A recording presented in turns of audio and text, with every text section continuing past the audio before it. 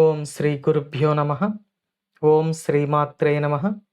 ఈరోజు మనం శ్రీ లలితా సహస్రనామ స్తోత్రంలోని 942వ నామం గురించి తెలుసుకోబోతున్నాం. ఈ నామం అమ్మవారిని వ్యోమకేశి అని కీర్తిస్తుంది.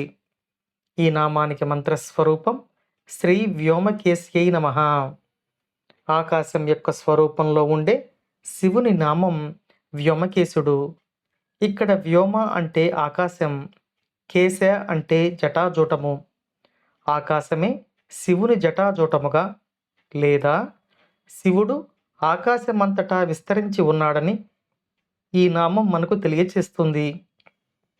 ఇది శివుని సర్వవ్యాపకత్వాన్ని, అనంతత్వాన్ని తెలియజేస్తుంది.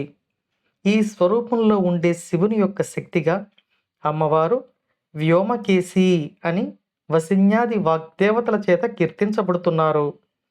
ఇక ఈ నామానికి మరో అర్థాన్ని చెప్పుకుంటే వ్యోమకము అనగా ఆకాశము.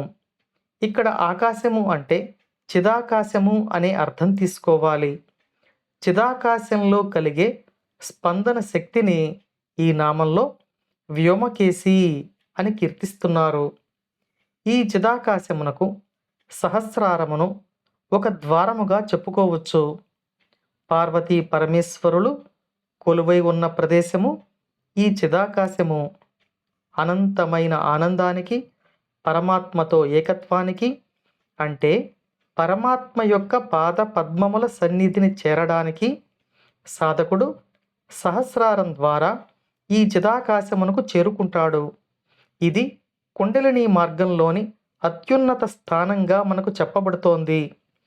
అటువంటి ఉన్నతమైన సహస్రారము ద్వారా చిదాకాశములోనికి సాధకుడిని అనుమతించే శక్తి స్వరూపిణిగా శ్రీ లలితా పరమేశ్వరి ఈ నామంలో దర్శనమిస్తూ మనలను అనుగ్రహిస్తున్నారు.